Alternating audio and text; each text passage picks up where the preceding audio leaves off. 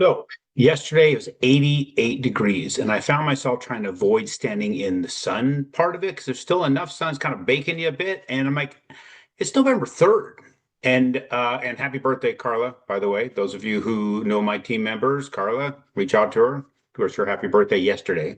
But 88 degrees on November 3rd. This is interesting. I'm here in other places are really, really chilly, and here we're warm over in Arizona. But because it's cool enough this morning, I at least get the first long sleeve out of the year and get started into what we're looking at as far as the market today. So really not much with the government still being shut down. We're not getting the normal data that we're going to get.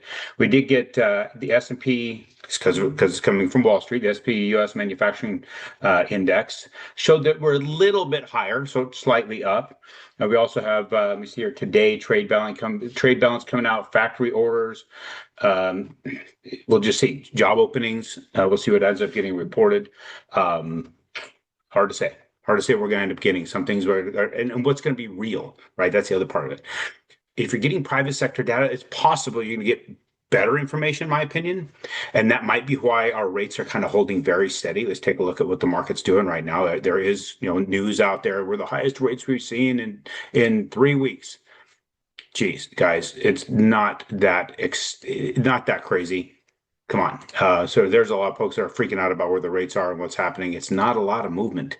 It may be, somewhere in the range of about an eighth to a quarter in actual rate if you want to keep the exact cost the same. But to get the rate let's say you had a rate that you were targeting, your cost from what would have been the 28th of October will have gone up somewhere in the range of about 0.5%. That's about it.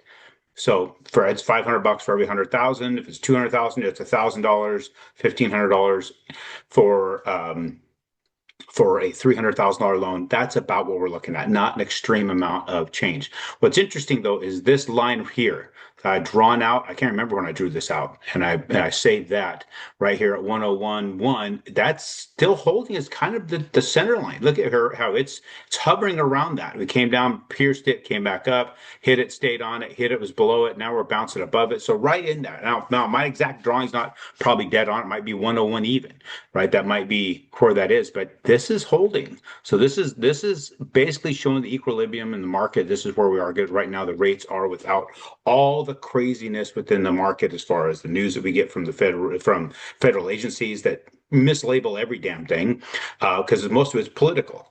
They're trying to retain whatever position they have. When you think about agencies themselves, I've had friends of mine that have worked in these various agencies over the years, and they said one of the biggest things that they spend most of their time on is how to make themselves viable to continue to get funding. That's it. We can tell right now the market doesn't need a lot of this stuff. We really don't. That's something that we need to get ironed out somehow. Somehow get rid of some of this crap because we don't need all these damn agencies out there, in my opinion. But looking at the market itself, again, I'll go back to show the chart. I don't see us getting much better than where we are without some sort of influence from federal data. So if you look at that, anytime there's federal data, we get massive movement. But now we've been seeing since the government's just shut down, we've been pretty steady sideways.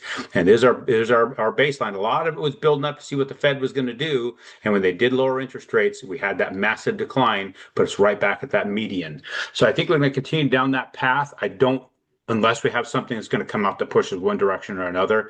The only way I believe we pierce this 101.49, which could be 101.50, that specific line, I'm not 100% on, but I'm really, really close. To get above this and start pushing up here to this would be if they started quantitative easing again. I think there is potential that they might. It is potential to start quantitative easing when I do not know. We're going to have the changing of the guard when it comes to the Fed chairman. Powell's going to be out. They're going to appoint somebody else. There is a lot of talk, of course, pushing to go to a digital currency. The only way to really, really get there is to completely collapse the dollar. How do you collapse the dollar? You influx more into it. How do you influx more into it? Quantitative easing, like we did before. So you do all this quantitative easing that we saw before, and what you're going to end up happening is you're going to push down interest rates. Now, here is the big risk of that quantitative easing situation, because some people are like, oh, Chapman said they're going to lower interest rates. We should probably hold off on doing anything until we start seeing a lower rate. I'm going to tell you that is very, very risky for you to do this, because what happened to the price of housing? If you don't buy now, you're going to be subject to the higher prices if rates do get lowered. So here's the two things. There's the if. They may or they may not. If they do, quantitative easing was announced here, jump. Quantitative easing started here, and look at all that money that was in there, and the dollar is just getting beaten and pummeled.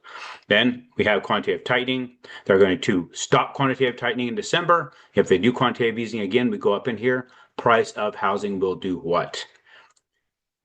So you think you're going to do better with a slightly lower interest rate.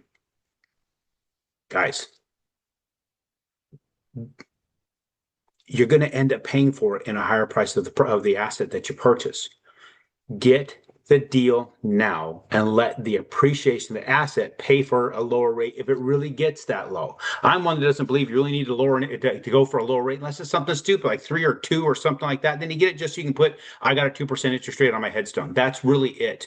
The deal can either pay for itself or it can't. You're going to have price of housing go up. You're going to have rents go up. Things are going to go up significantly if they kick in quantitative easing. Just know that. And if you can pay for your refinance for this lower rate you believe you need with the equity that compounds in that. But what's interesting is you can't use your lower interest rate to pay for more in the price of the house. It's going to cost you more in the long run that way. Just know that that's a big risk. So jump into it now.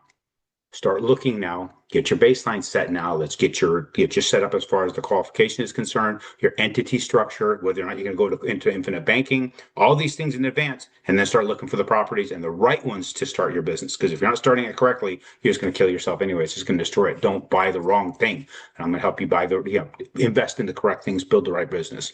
We'll talk to you guys on Friday, let you know how this is all shaken out.